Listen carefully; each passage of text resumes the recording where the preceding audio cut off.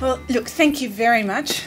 This is a long-awaited opportunity to see you all again, and I'm really pleased to see both that lovely mixture of old faces as well as lots of new people as well. I've been working for DTF on their behalf in looking for opportunities associated with updating the IMS since its last version. I've had lots of help, particularly from Lara Morton-Cox, who's really managed that project, and also from Liz Granger, who's done quite a lot of work, but also writing, but particularly around the thinking. I've also had lots of advice from you. So that came early on when I was looking in terms of the findings that we had from your experience over the last 5 years. And it was not just your experience, it was also the experience of government departments, of those people who you were working with.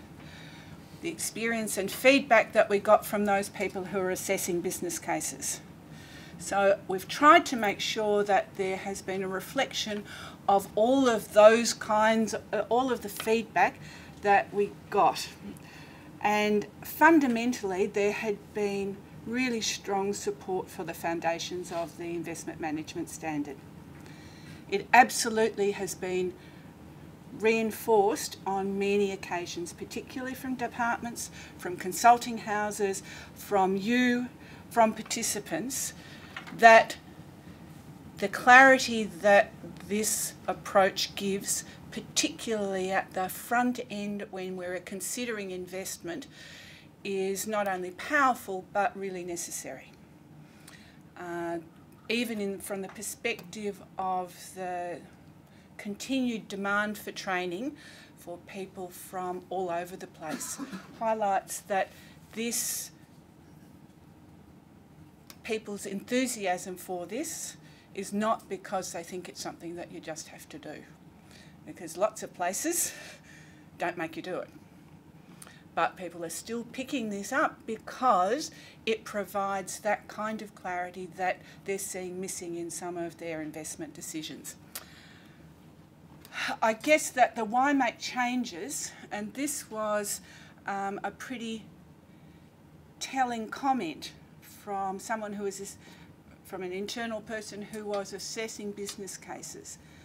And it really said that a flawed IMS process can absolutely lead to some flawed thinking and potential risk around investment. So what we're wanting to do is to make sure that as far as possible we have a process that can be implemented and adopted fairly rigorously that will give the best outcome. That Joe has highlighted that there was a desire to provide more formal exposure to consideration of uncertainty, because I think that less explicitly, uncertainty was always considered in the discussions, particularly in the problem area. And even when we were talking about options analysis, there was a consideration of uncertainty, but it hadn't been formalised, and nor had it necessarily been recorded. So that this is one of the, as Joe has highlighted, one of the things where there is greater emphasis. That it has also been acknowledged that detailed real options analysis at this stage is outside the investment management standard. However, the investment management standard and its workshops have a role in identifying when a workshop may be needed. And so that's the consideration that I guess that is embodied in these changes. There were some specific improvement opportunities. This is providing more direct instruction to departments around particularly the preparation required, that I think that if we look back to the very earliest days of investment management, even when we just had one workshop, people were told you can income because you know lots, but you don't have to do any formal preparation. And that got sort of reinterpreted in some spaces that you don't have to do anything before you come. These conversations were always expected to be evidence-based. But it is now being really explicit that when people come, even to the first workshop, they should be able to speak with authority on the evidence that they bring, the perspective that they bring, that enables us to understand the problem. It doesn't need to be so detailed that they have gone into high levels of analysis beforehand, but we're expecting them to have some evidence to support the problem, particularly when this approach is being used for business case development or decisions around an investment. That this is an expectation that I think not only needs clarification and articulation to the departments, it means that you as facilitators can ask for it and ask, so, you know, has anybody done any work on this? Have we got any feasibility studies? Have you got a report from the Auditor General? Have you done any performance reporting which lets you know that something's wrong? So that's going to be a pretty clear message, and that was feedback that you gave us. That to get the best out of these workshops, they need to be insightful conversations. Therefore, that there is preparation that is required between each workshop. The second thing that we needed to do was to reinforce the relationship between the products of the IMS and the business case, so that there were pretty regular commentary that said the IMS documents sit either in the appendices or part of a business case, but those haven't been updated with the new insights that sometimes comes from the business case. And that the feedback from Gateway was pretty regular, because I looked at the list of feedback that they had given over the last 2 years, and there was regular reference to and advice to teams to say you need to update the IMS documents in line with the business case findings. My expectation is generally that the problem and the benefit should be pretty stable if the work's been done there. Where the business case might bring you some new insight is when you do detailed options analysis, when you do detailed description of the solution. Those things may need to change, and therefore that has to have a correlation then with an updating of the IMS documents. That the benefit definition, that there was a need to have a closer alignment between the effect of the problem, which is really the reason why you're doing something. It's the negative outcome that is so compelling that we need to do something about it, and that we can measure. We're not guessing that it's occurred.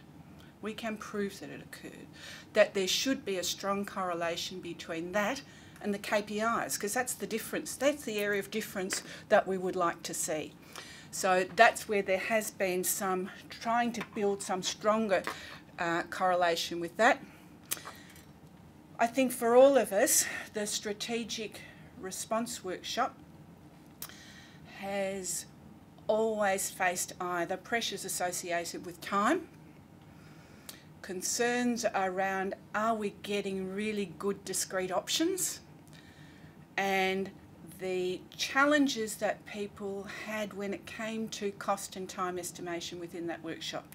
Not only from a time perspective, but also their confidence and their reluctance to, I felt, even if because of the people you had invited, they should be able to give you a broad cost range. There was a reluctance to estimate that on the back of the feeling that it was on the back of an envelope.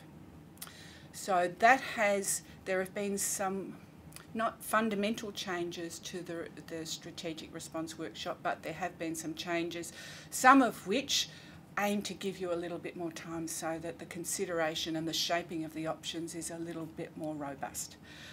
And the last was associated with the solution workshop, where it was often hard to get people to turn up. Even though it was the workshop that you should have enabled you to draw your story together, and often was the thing that people wanted to start this conversation, the three workshops speak for it with, that by this stage it seems to have petered out. So this looks to introduce, I guess, well, it's fundamentally, it's shifting the cost and time frame, some of those considerations to a reflection then, and then looking at the shaping of the solution. So they're the findings that we had, and that's what we've responded to fundamentally. So what remains the same? Key principles have remained the same.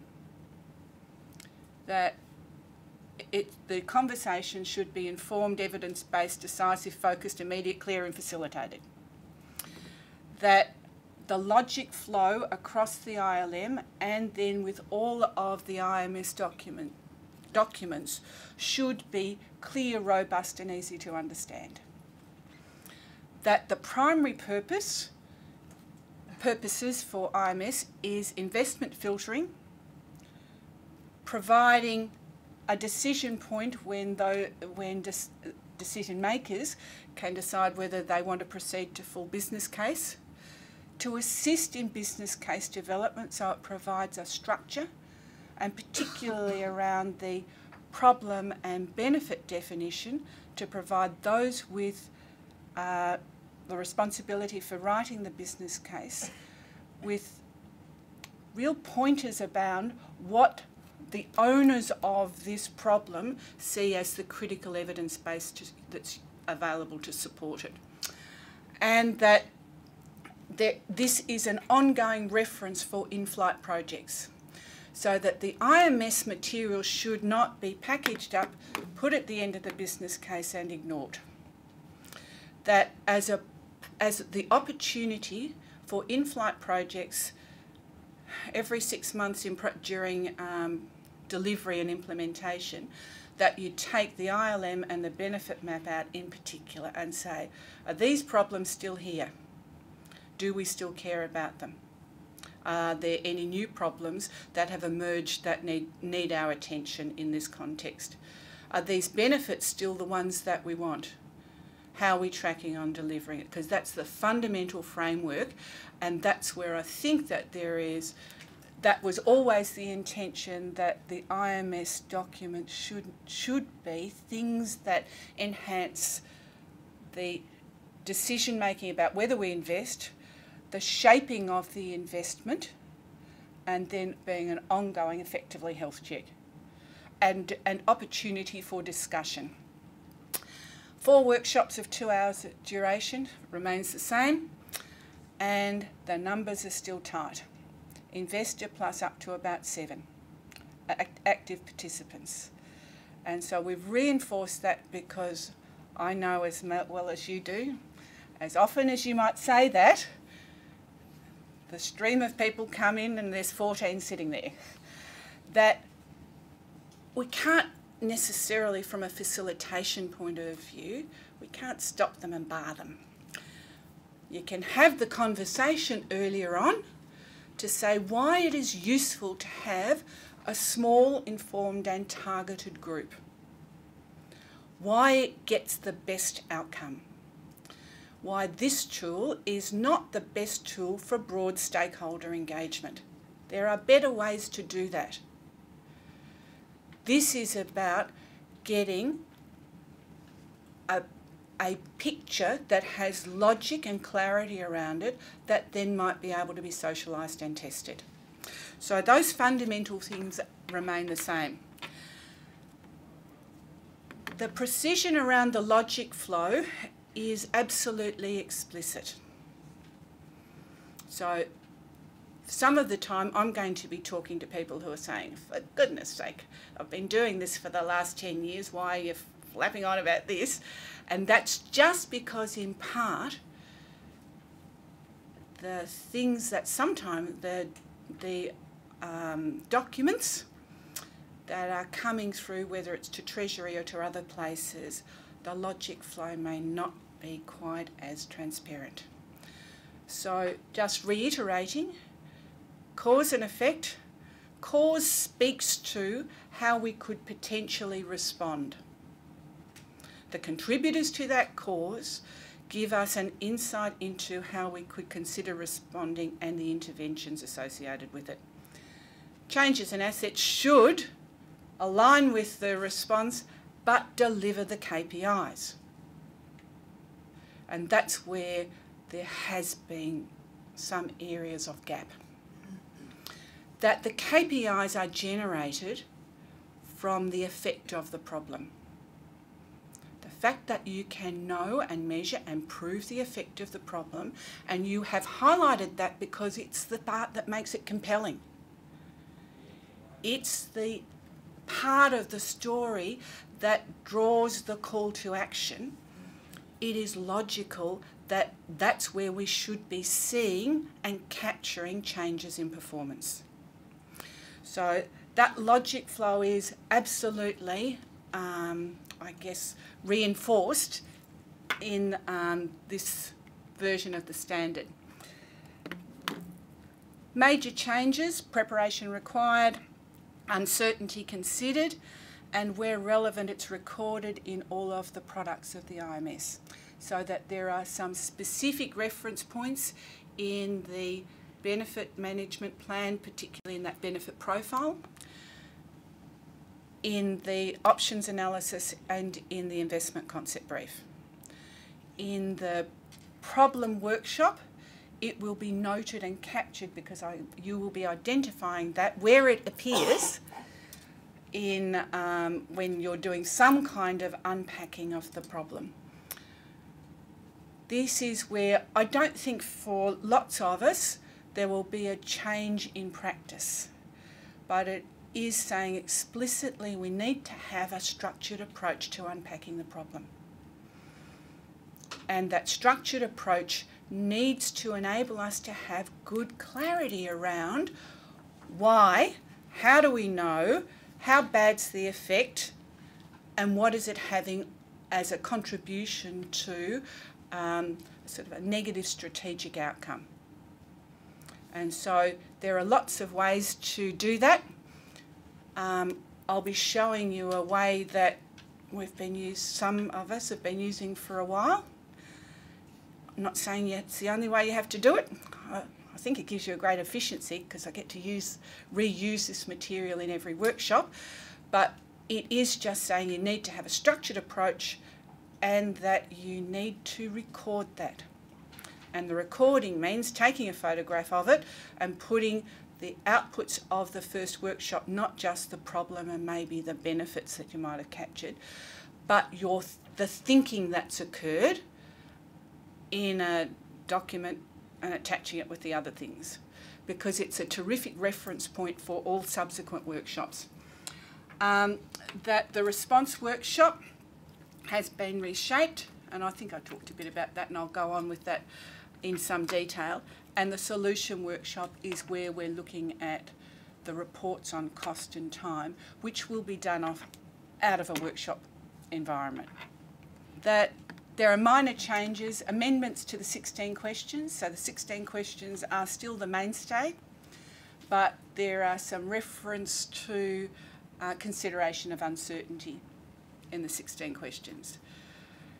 We are going to provide, mostly it's the same kind of specification around attendees, but it's just trying to provide a little bit more support for you to advise the investor around who are the kinds of people who will give you best value. Most of that's not new to you at all, but part of the putting the emphasis on that is to give you a little bit more,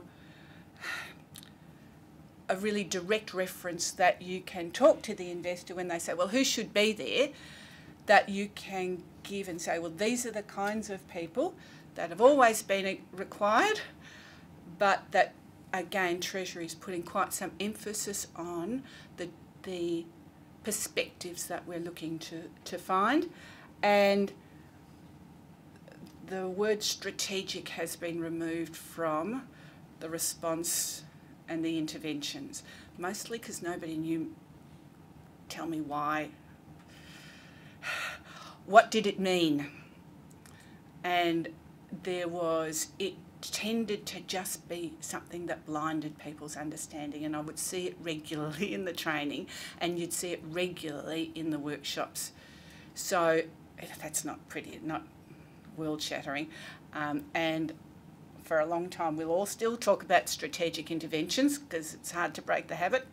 I've been trialling some of this and I'm still doing it, but it's just trying to say that we're pretty simple. We're still trying to keep this simple, that a response is a high-level response made up of high-level actions. And there are some minor changes to the templates to address uncertainty and improve usability, and there are some specific things which I'm hopeful that you'll think will provide some efficiencies in the response workshop. So these are the bits that I think that you're likely to be more interested in, to the extent that it will impact on your practice. I guess rest assured there's not going to be anything that's really substantial, but there will be some things that will require, maybe for some people, a little bit of tweaking. This first one around preparation and evidence, I've talked about that previously, but we're certainly saying to departments, saying to my clients, and whether this is a government department or a corporate organisation or a university, I say to them, I need you to invite people who can speak with authority on the evidence around the problem. And they will often ask me, what's the sort of evidence that we're looking for? So in that context, it's not new to you, and I'm not going to insult you by listing the kinds of evidence that's there, but it's real stuff. It's not guesswork. It's not assertion. And I'm pretty blunt in my conversations that I typically have with the investor 2 or 3 weeks before the workshop, if they ring me 2 or 3 weeks before they want the workshop. That's assuming you've found the investor. Yeah, look, no, I do work, actually that's the thing, I do say to whoever happens to engage me, I need to speak to the investor beforehand if you want to get good value for this. Now sometimes they can afford a 5-minute phone call, most of the time that'll be okay. Occasionally you can't get them, and so I run through with that person the things that I'm anticipating that they would be asking me, so that at least that there is some communication there. But if they're using the time of 6 or 8 very busy people in their organisation or asking others from other places to turn up for 2 hours, we better make sure that this is worth it for them. And that's where the preparation beforehand, in the usual stuff, I don't want to see any documents presented, I'm not circulating papers and those sorts of things, but I expect you to know your stuff. And that's always the expectation. It's just that I think that we need to be a bit more explicit, because I have regularly heard people say, I thought I didn't have to do anything for this. I thought I just had to turn up. Well, especially for things where there is likely to be a level of investment, forgetting about business case, a level of investment of people's time, of internal resources, whether there is going to be a substantial impact on your client group, better be having a conversation that's got some evidence base. That 60%, and again, this is pretty much the same as it's always been, but set the expectation that you've got to have a pretty consistent cohort through the workshops, but I am expecting them to be some different people. If I am running through to options analysis and solution definition, the people who understand the problem are not always the people who are best at the solution. So I need to have people who know about the doing part and who know about strategy in some of the other workshops. So I'm expecting there to be some change. And I'm moving on. So that is, you've got the mandate from Treasury to be quite explicit about the expectation of some evidence. That the next part is that the emphasis in this practice change is a consideration of uncertainty. And this is particularly sources of uncertainty that will influence not only whether we'd invest, but how we might invest, around the options that we needed to consider, and those sources of uncertainty are typically outside the control of the project team. And that the emphasis has been, and it's primarily, not totally, but primarily focused on the pretty big infrastructure-led investments, where they're high cost, high complexity, and typically it's a pretty long investment life cycle. That consideration of uncertainty is needed throughout this, and Treasury has been very, very clear about that. But it's not just the Victorian Treasury. When I read material from the New Zealand government, when I read material from the UK government, this notion of uncertainty and recognising that this is part of the context for investment and has always been there. It's just that the potential for the degree of uncertainty is presumed to be higher. That where it is identified, and we need to have some kind of conversation through all of the workshops, it needs to be recorded. And so that's where I've said we've got a couple of spaces. We've got spaces in all of the documents. DTF documentation is being updated currently to reflect this emphasis on uncertainty. So the difference between risk and uncertainty, this is now being separated, and I know that for some views that uncertainty might be seen as another form of risk. But in this context, there is a specific division there, that risk is variance, positive or negative. And this is, I guess, where this notion of uncertainty again is, that there are positive and negative outcomes. Positive and negative effects, both of risk, they usually apply to the delivery of the project, and typically it's within inside your project team's ability to either respond or minimise it. And they're identified particularly in the response and the solution workshops, usual practice. That uncertainty is an event or changing conditions that not only is outside your typical area of control, often relates to the problem or the investment need, but also can relate to the outcomes of the investment, and it's where a different future state might be anticipated. And that the typical sorts of things, and you know much better than I do, they're the things around technological development, major shifts in markets, economic conditions, around social and demographic change, which can't reasonably be plotted and forecast, or that your confidence in your ability to see that future is uncertain.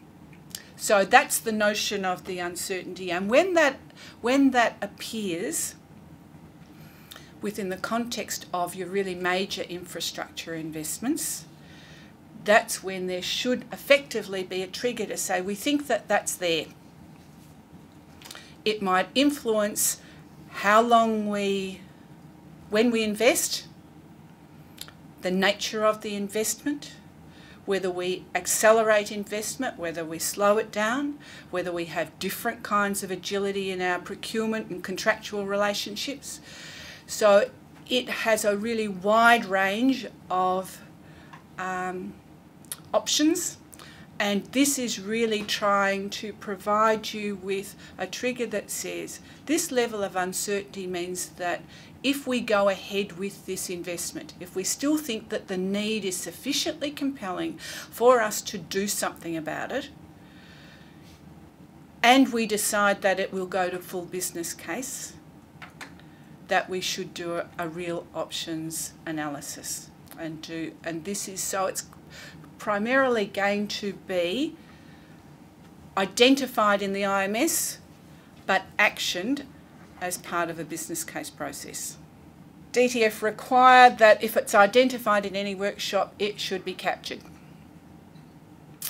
That this is in the workshop outputs.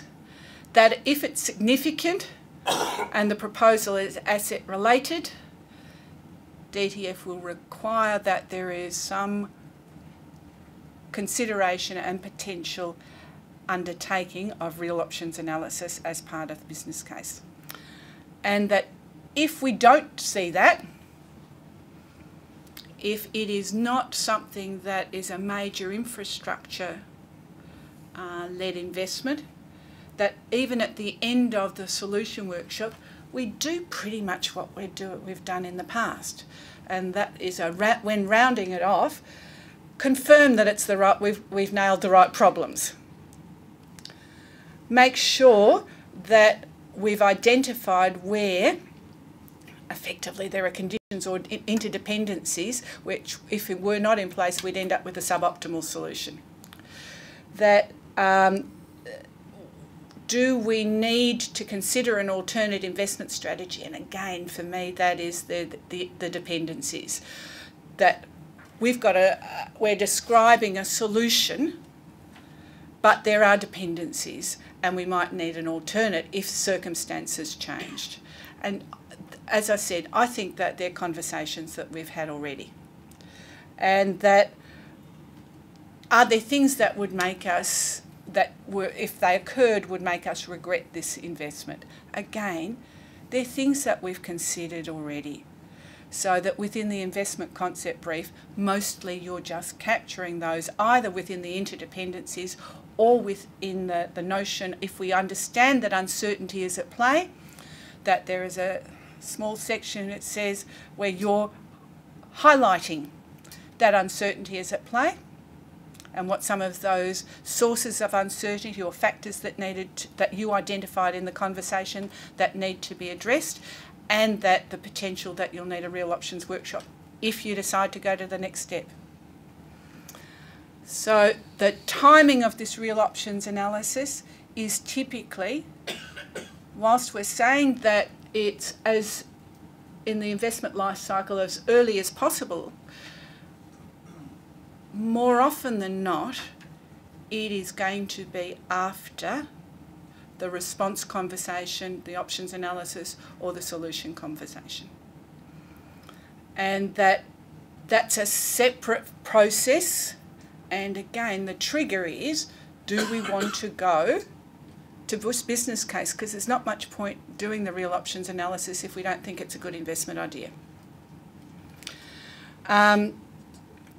The options should document, and this is the specifics that are required, and I'm only highlighting, and we're only highlighting that because there's a number of you who not only do the facilitation, but that you write the business cases.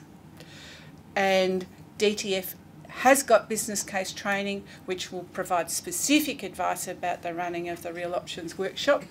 But investment need, including demand, might change, that the expected benefits and how these might change given a different future, that the response options and including responses to alternate investment trajectories and future states. So this is what the Real Options Workshop is considering. This is not what the investment management options workshops are considering. It is a trigger for these. But when those of you who are writing business cases will need to be considering these outputs and this point of these aspects of discussion when you're running if you're involved with running a real options workshop or reporting a real options analysis within the business case. The last point here, in terms of the 16 questions, you'll see that it's all still pretty familiar. What it highlights in a number of spots are, so in the problem, does the defined problem capture its full extent and scope, including sources of future uncertainty? So it's mostly in each of our 4 major points of conversation and shaping of the argument that we're relevant sources of future uncertainty and have our response and our solution addressed that level of uncertainty. Is our solution flexible and adaptable to change? That the fundamentals of the 16 questions have been retained. It's just that we've put some greater focus on this notion of uncertainty. When do we capture this notion of uncertainty?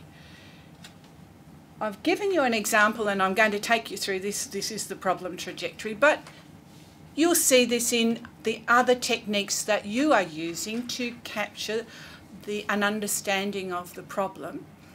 That in the course of it, you might identify some uncertainty, and in this one, I'm identifying climate variability as being a source of uncertainty that's having an impact on something. So I'll identify it in the product, the support product associated with the first workshop. It's not in the ILM itself, it's part of the support documentation that might be there. In the benefit definition workshop, it's really identified in, there's a panel at the end of the benefit profile.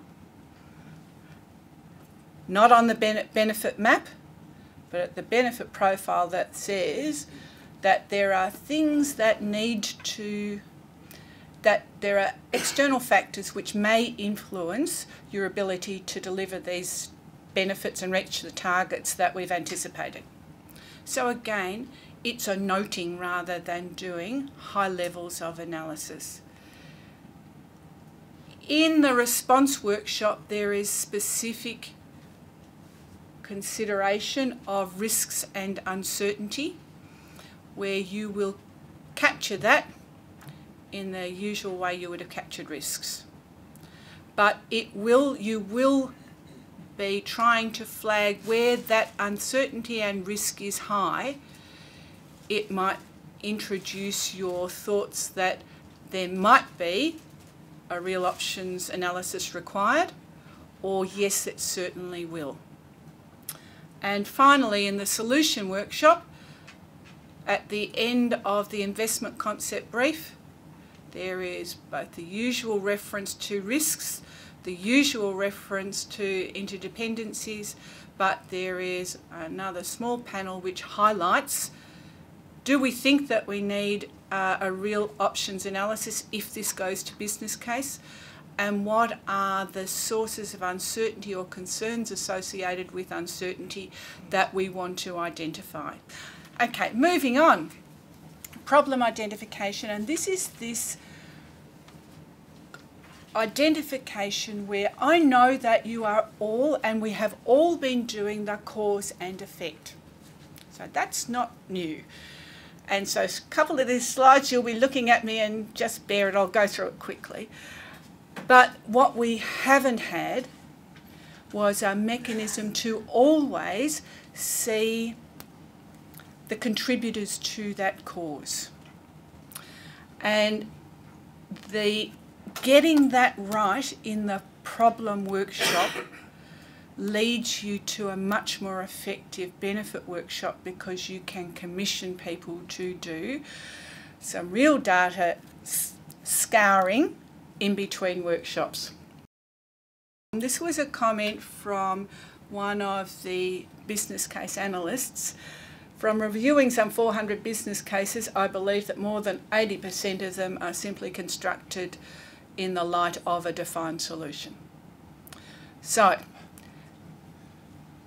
was the defined solution a good one or a bad one? Oftentimes it might have been a good one.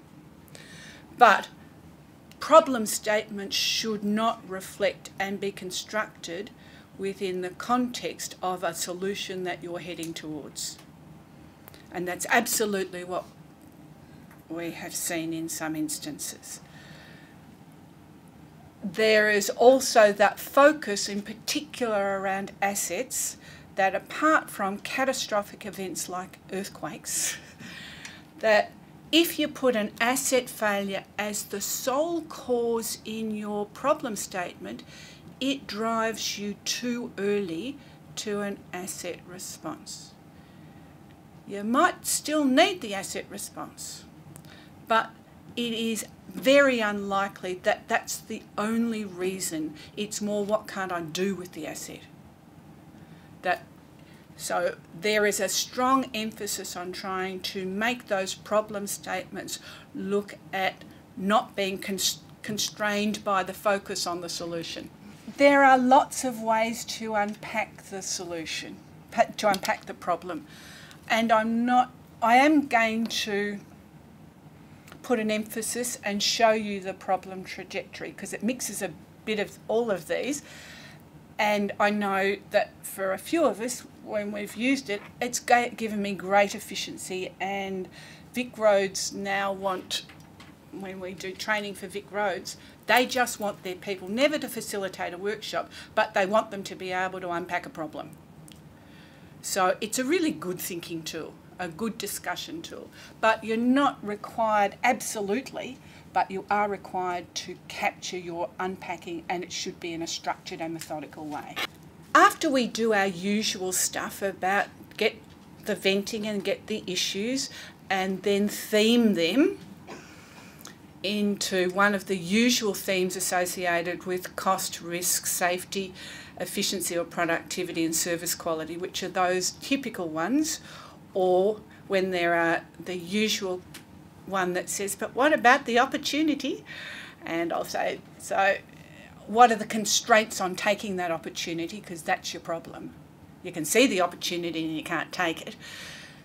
That you're taking one of those themes and looking at the major point of breakage, which becomes my cause. So this one, I've got high levels of toxicity in the waterways. That is my first point. I then say, how do you know? Give me some evidence. So I'm expecting them to say, they don't necessarily have to say that it's 47.5% metals in the water. I'm expecting them to say, there's more metal in the water than we thought. I'm expecting them to give me trend. I'm expecting them to say it's bigger, it's worse, or it's less. So I'm expecting some notion of the evidence, and if you get the evidence there and push them for a bit of evidence to prove that they know what that high-level breakage is, it gives you insight into scope and scale, which is so fundamentally important ultimately when you might be shaping a solution. The whole throwing the baby out with the bathwater, you know, that everybody's unhappy with us. High levels of dissatisfaction. And I'll say, so what's the levels of dissatisfaction? Oh, we've got complaints. Where are the complaints? Well, they're actually only about one of our business units, but it's complaints about our whole IT system. Well, actually, it's not. So the evidence gives you clarity. You then unpack to, this is, as I said, this is the problem trajectory, which is really then saying, so what are the major contributors to this high level of toxicity in the waterways? Okay, there's chemical contamination from a factory. Why? They've got poor filtration equipment. Why? It's the high cost of maintenance, and we've heard that they're under pressure. It's probably, you can't do much about that. Is that the only contributor there to why there's that contamination? It's because we haven't been doing any monitoring. We used to monitor and we don't. So that's a change in the circumstance. Is there anything apart from that chemical contamination that is contributing to this toxicity? Runoff from farms, pesticide runoff from farms. What's contributing to that overuse? Why? Old farming practices. Now, all of this is unpacked in detail in the document. Is that the only thing? Well, we've got lots of pesticides. Why? Well, actually, there was a seasonal, and it was a really unusual locust infestation, which means that we're testing and then saying, well, does that happen every year? And therefore, is this a seasonal problem about the toxicity? Or is it something that is never going to happen again or unlikely to happen for the next 10 years? So it gives us a better sense of the scope, and unpacking it in quite a structured way gives me lots of insight. And the last one, inflows and low inflows and flushing of waterways. Why? Low rainfall. Why? People will certainly put climate variability, which is absolutely true, potentially. Anything else? Well, we've got increased irrigation demand. What's caused that? Government said, local council said, you can have more agricultural business in this area. So understanding, it really, for me, it just gives me a better understanding of all of the components. It means that you don't get a cloud of symptoms. What you get is an unpacking of critical contributors to a problem in a much more strategic way.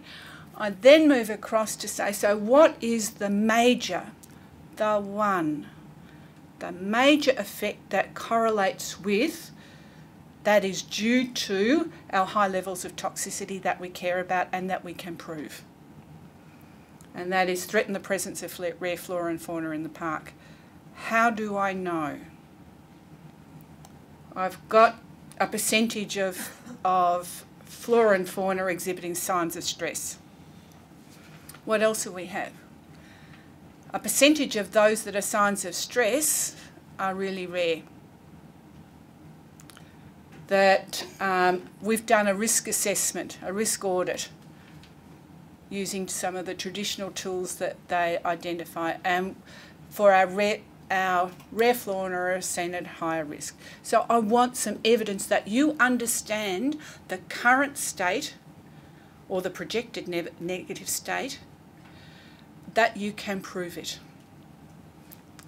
And in making the proof, which is really the understanding of the current state, you can see that some of that stuff's going to give me baseline. Because if I'm saying this is sufficiently important for us to put on the map, the evidence and the metric around that is likely to give me a useful baseline. And then the next question is, so if we do nothing about this threat to the presence of rare flora and fauna in the park, is there a negative outcome that we care about that it will contribute to? It won't be the only contributor, but it'll contribute to loss of biodiversity, loss of visitor appeal. And in doing that unpacking, mostly I'm saying why, and how do you know? And on the effects side is, how do you know and why do you care? But it's a structure, and I can then, there is a sequence, first, second, third, fourth. That's absolutely the structure of the conversation. And even though sometimes that, and you and I know that sometimes you have to flex at that a little bit, mostly that sequencing works, that I am able to get a pretty tight problem statement together. High levels of toxicity threaten presence of rare flora and fauna. That the first arc, chemical contamination, nutrients and low inflows, gives me some insight into how I might consider intervening. Their potential or candidate interventions, they are not the only ones. You don't have to do all of them, but it at least gives us a way that I can come back, especially when we come to options analysis or the solution, and say, well, can we do anything about the contamination from the factory? Could we do something about pesticides? Are there things we could do about low inflows? Are any of those things within our capacity to influence? And as you move further to the left, that highlights some potential changes and assets that you could consider. So that when people genuinely and probably correctly will tell you, a lot of this is caused by our lousy infrastructure or our lousy IT system or our lousy whatever, where they're looking at infrastructure failure. I haven't stopped you having that conversation, but what I have linked it to are the other things that have contributed to that within a business change context. Whether it's nobody has taken responsibility for asset management in the organisation. Why? What's contributed to that? We didn't care about it. And there's a direct link to the decline in the maintenance levels or the quality of the asset. So it doesn't mean that it doesn't allow you to talk about some asset failures or things that typically people come into the workshop absolutely bursting to tell you. But it puts it within the context of there will be a business change failure, at least one of them, that has contributed in partnership with the deterioration of your asset. That the evidence of the effect, that effect then gives me really good insight into, as I said, do they know their current state? And if I do something about the effect, then rather than loss of biodiversity, I've got improved biodiversity as evidenced by a reduction in populations under stress. So I can get both a pretty good benefit, which should be aligned to the organisation, what the organisation values, and an outcome-focused KPI that will be supported by potentially some evidence. So I can use that and the discussion around that through every workshop. It also means that it's a really good reference point. It stops people mucking around with, the new person who comes into the second workshop and says, but I can't see the stuff about the asset. And we all know it's their lousy records management tool. I don't have to say anything, because my participants go back and say, well, actually, we discussed that. It's part of our capacity and it was linked to X or Y, so that there is quite a lot more solidity around the conversation and the logic flow. So that's the problem trajectory. There is nothing new for any of you. You will always be asking why. I know you're asking for evidence. I know that you're using a range of techniques to make sure that we have got clarity around the conversation. This one just seems to work not only in the problem workshop, but there's high levels of reuse throughout every other workshop, and it gives you a level of consistency. So that's I guess that's where there is a change. There is an expectation that you will have a structured approach to unpacking the problem statement. That's one way of doing it, and I think that it's a way that will give you, even though it takes a fair bit of time, as you can understand, it gives me so much efficiency throughout all the workshops that it's worthwhile thinking that maybe you could give it a go. So with the benefit definition, there's not much change. I've talked to you about the uncertainty. I guess that when you've got to the point now that you've got that problem trajectory, or however you structure your visual tool, and you have sought evidence around the effect, it gives you the opportunity to say whether you use this, remember our old KPI input sheet, but I use that to say, have a look at the KPI, the candidate KPIs and benefits, because I can draw candidate KPIs, even if I'm short of time, out of that problem trajectory. And say, do these make sense to you? Are these the best KPIs? Are there any candidate measures?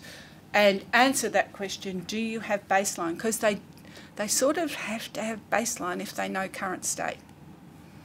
Now, is it perfect? No. I still have the same issues that we have about people not doing quite as much work, some of the data not being quite available. We're just taking I think a couple of steps forward in, I pretty much demand that somebody does somewhere between an hour and 4 hours work on the benefits before I come into the workshop.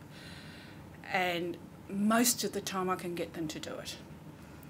When they haven't done it, I'll say, look, we'll certainly have this workshop, but you understand that because we haven't had the opportunity to do much work, because everyone's been so busy, it will reduce the effectiveness of this workshop by about 50%. Now, I've told them that before they walked in the room, because I write that in my email to them. But sometimes things are just difficult. So we'll get the best we can, but we'll understand that I'm going to be stuck with a lot of to be confirms, both in baseline and target. I am less, for any of the big stuff, the to be confirmed, much less the to be determined when they actually don't know how they're going to measure a target or what the target might be, or they don't actually know what the baseline is. I am really nervous. And clearly, it's pretty hard to do options analysis when you don't have a view of what the targets you're searching for. So for the big ones, if they need more than 2 weeks between the workshop, I would rather they did some work to get more certainty around the benefits. You can tolerate, as you well know, for the lowest level KPI, lowest level benefit, if they don't know too much, I'm not too worried. If they don't know much about my most significant KPI and my most significant benefit, it has to bring the clarity around the need and the value into sharp focus. And again, all I'm trying to do there is try and up the ante, not me, Treasury is trying to up the ante around there needs to be some rigour in the preparation of this to make this workshop really valuable. Because it's, if I was going to say what's the most powerful output from the 4 workshops, this is the win, this is the value. And if we're not clear about the value, it undermines one of the fundamentals of IMS. So in the options analysis, response options analysis, the focus is really, the focus is on getting really good options. We're looking to reduce the number of options where previously you had up to 6.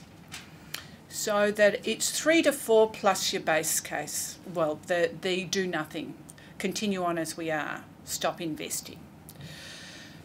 So we've looked to reduce the number, that getting that range first of this is the range of options, and then describing each option is a recommended approach. And when we look at the description, that we are going to test that there is good alignment between KPI delivery and intervention, so we don't get stranded interventions. There is then the discussion of risk, uncertainty, disbenefit and interdependencies, and that's it. So that the first is, we ask them to do the ranking, but the first part of and the focus of this workshop is to say, can we get a range of options and have we got a view about their ranking before we consider time and cost. Technically, you'll need, if you can possibly get it, is a couple of whiteboards, which we've always needed with this workshop anyway. But really set it up so that it looks a bit like this. Now, it's not mandated that it's got to look exactly like this. You'll have your own techniques, but it is, what's the option focus? It is logical that the focus of the option should be reflected in at least one of the interventions. So there should be some sense of, if I'm focusing on improving the capability of staff to do something, I'm going to have an intervention that says improve the capacity of staff, capability of staff to undertake records management or whatever it happens to be. So before I get into the room, and I've done this, so I've practiced it a few times, it's not a mad suggestion really, and I've had some people doing some training having a little practice at it as well. That for each option, you will then identify the 2 or 3 or 4 interventions which are the prime parts of that option. Before you get in there, you will have circulated some of the potential interventions that came out of the cause and effect or the problem trajectory sort of stuff, so that they can be a bit of a kickstart.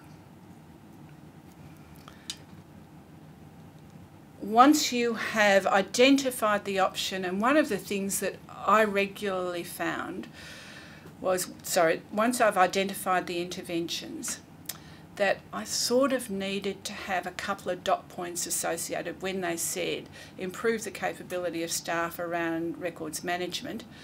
I'd be saying, so what sort of things were you thinking that might be there? Oh, there's probably, maybe we should do some training. Maybe we should, so that it gives me a little bit of meat. It doesn't mean that it defines the solution, but it's a little bit of what might be covered. And then you are then saying, so look at benefit 1, KPI 1. It's worth 30%. We said it was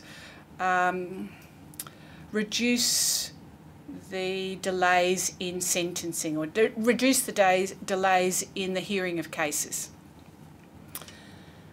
How does intervention 1 deliver on that? Is it 0, which means that we put nothing in a square? Is it 1, or I'm using orange, which means that it's a partial contributor? Or is it 2, which it fully delivers on that KPI? A colour map, so it looks down here that intervention 4, it delivers partially on one of the KPIs, but it wasn't a high value KPI.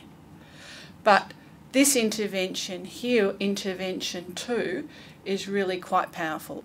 Do that for each of the options, and I describe and capture the risks and uncertainty and disbenefits, and the interdependencies for each option. So that's why I need fewer than what we had before. But I'm hoping I've got 3 or 4 pretty good ones. And at the end, so it's a repeated process for each of the options, I get them to say, on the basis of this, understanding that we've got to introduce cost and time, but on the basis of this first cut on value, give me a ranking 1, 2, 3. So from a facilitator's point of view, you will take what you have from the whiteboard and put it into an Excel spreadsheet. It's a new one. It's got 2 worksheets. And it's got some little piece of goodness in it, in that you will capture each option with its interventions and its intervention KPI score. And then you get to press a button that says copy interventions, and then it goes into pretty much our usual sheet. You then have to fill in the risks and the disbenefits, etc. So that you do have to type that in, and then you press a button which says give me the report. The report is a Word report which captures all of the attributes of one option together. Because if my reflection on 5 years of doing this is that I hardly ever got any feedback on the interventions themselves. And my view was because the distributed nature of intervention, which option they applied to, and then where were their risks, etc., made it hard. Whereas people gave me lots of feedback on the interventions. Out of this, it's pretty easy to generate the weighted benefit score. Because if my KPI is 30% and I get a score of 2 out of it, or a blue, it means they get the full 30%. If they got an orange, they get half of it, that's 15, and then the Excel spreadsheet does it for you in the tool, but even I can add that up as I'm going. And so remembering that this weighted benefit score is really mostly about a point of comparison. So that the tool will be available, you'll then send out the report, you'll highlight that the cost and time frame stuff isn't prepared at this stage, but you'll get their feedback.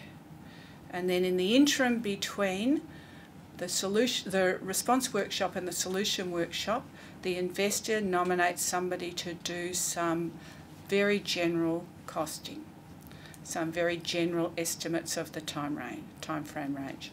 That gets fed in prior to the solution workshop, because that's where we're going to kick off the next discussion. The solution workshop, so again, just as I've said, there's preparation before every workshop.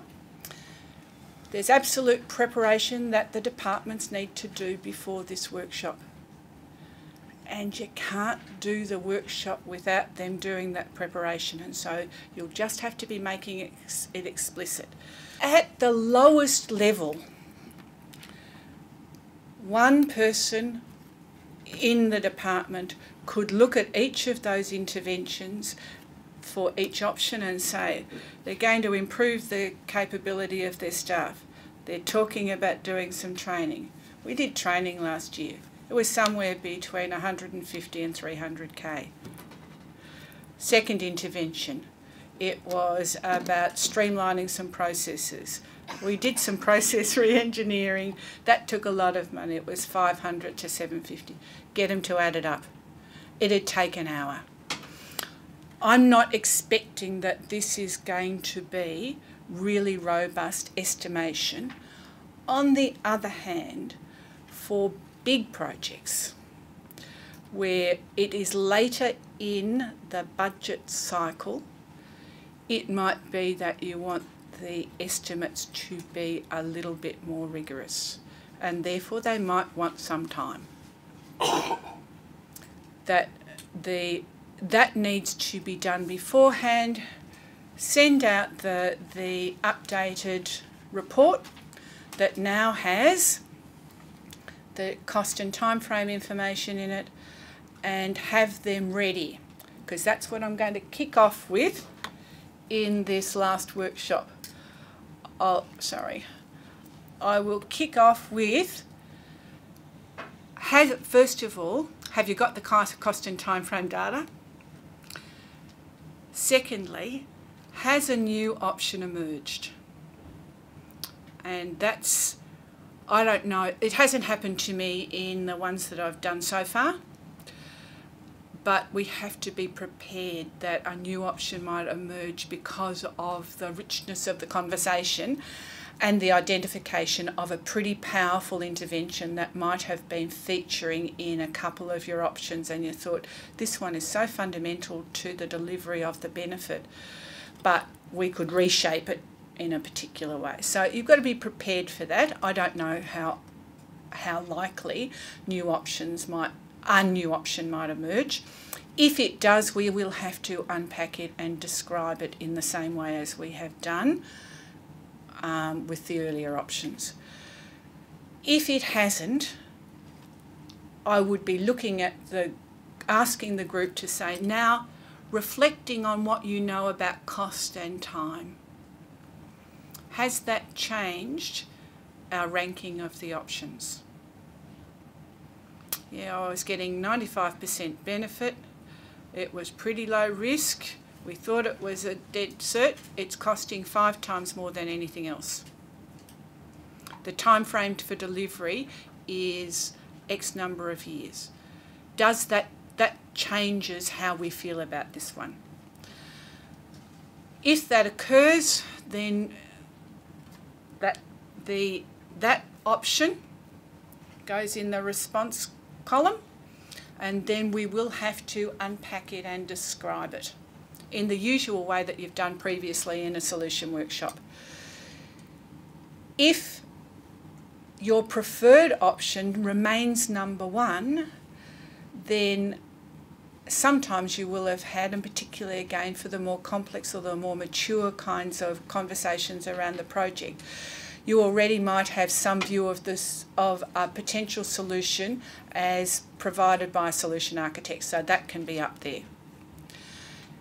Mostly you go through the similar process that you have done in the solution workshop at this point, asking the same kinds of questions, but the wrap up around are there areas of interdependencies and are there any areas of uncertainty are relevant, as is in the policy alignment. There are times that you might want to bring some emphasis on considerations of value capture and creation and climate change, which are currently major focuses of this government. It may not be the same thing in the ACT.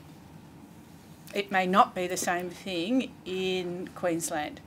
But certainly here, they're conversations where you might want to highlight some kind of policy alignment. The other really minor change is that rather than having 2 characteristics or criteria reported on risk and disbenefit, it's 1. I'll still ask about likelihood and criticality, but it is mostly saying this is at a high risk. The key questions here, the first lot you're doing already. Does the logic flow? Is it cost effective? Is it innovative? But there are a couple of others around, are there circumstances in which you would seek an alternative and materially different course of action? And will the solution be flexible enough to respond to identified uncertainty? Have opportunities for flexibility been built into it? The concluding of the workshop was just that last wrap up. And again, most of the time we've been doing that process already. It's just making it a little bit more explicit as a concluding that we want to double check, yes, we've correctly, that these are the right problems. That we have already checked whether are there conditions that would make what we've chosen to do suboptimal.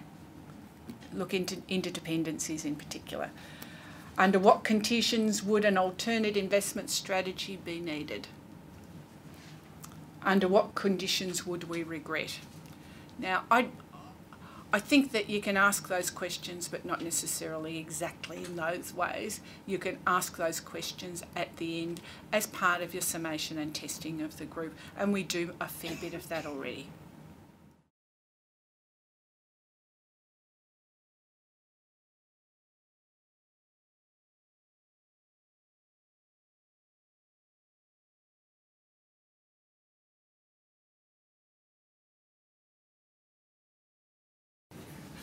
Thanks, Ray, for a very detailed presentation. It feels a bit weird being back here again, actually.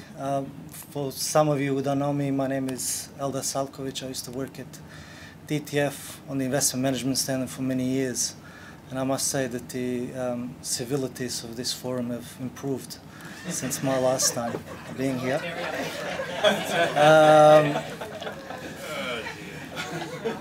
Yep. being conscious of time, I won't take too much of your time. Really. I'll just say the type of services that I provide, or I've been engaged by DTF to do, well, you would have come across me in your journey of becoming accredited or re-accreditation.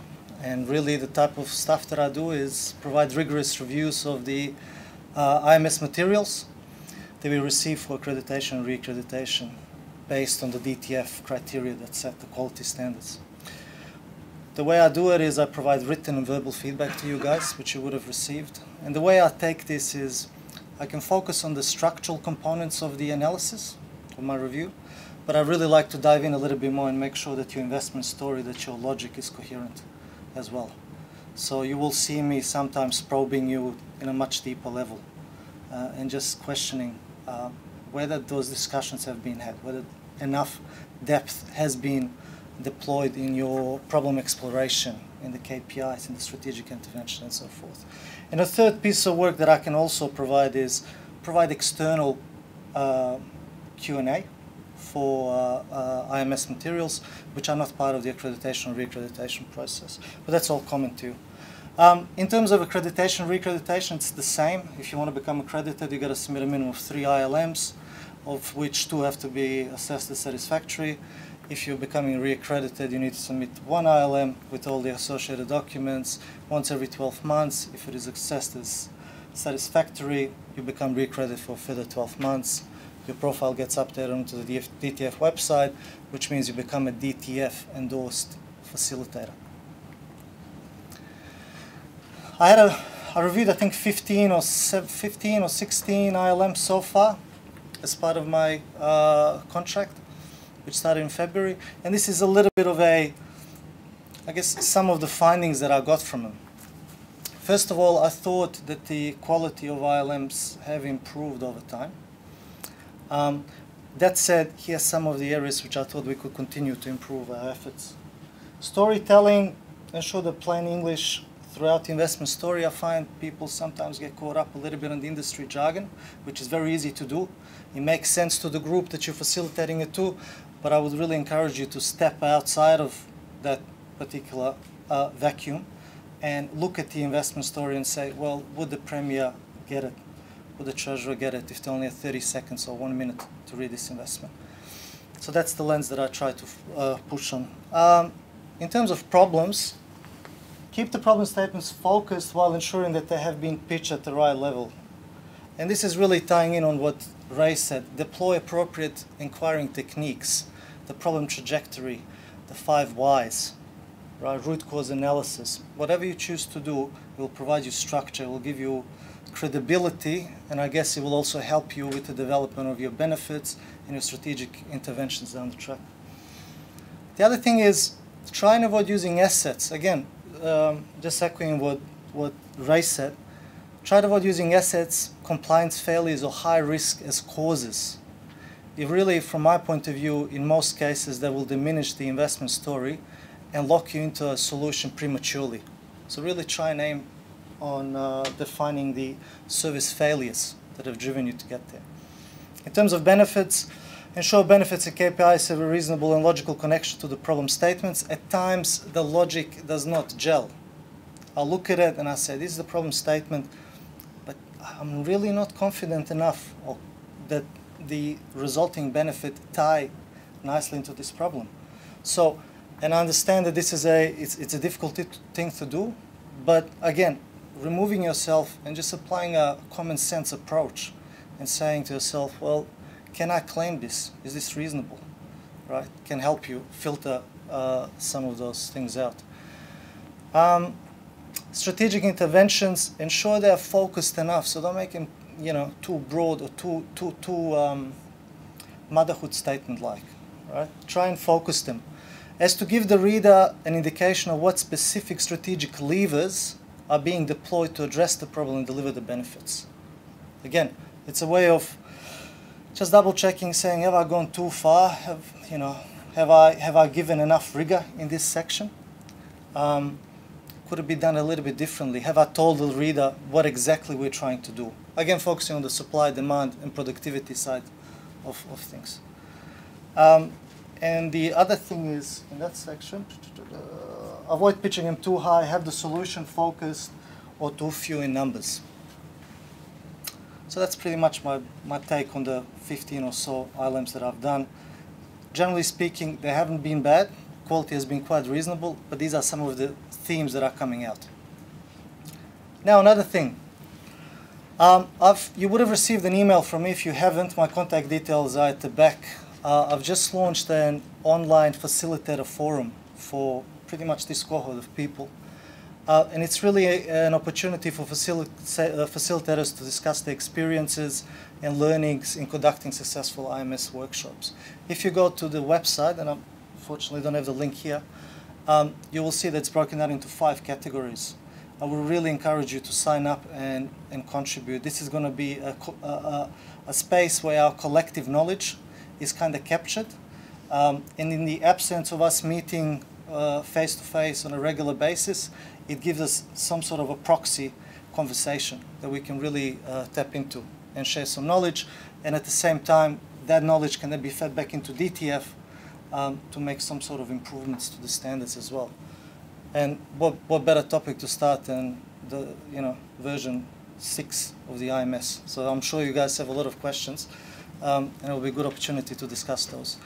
Another thing that I'm going to work on is a facilitator blog, and that's going to be a blog that aims to identify best practice approaches to developing root causes to problems, defining benefits and associating KPIs, as well as a range of valuable information relating to IMS. Really what this is about is looking at best practices out there, what's been happening in academia across the place, and picking the ones that could potentially be used in the IMS space, just to give us more rigor and more capability, okay, in doing some of these workshops. These are my contact details. If you need to contact me, I would have been already, as I said, in contact with many of you regarding your reaccreditation. If you have any questions, shoot me an email, call me, and I would encourage you to sign up to that blog. Thank you. Thanks.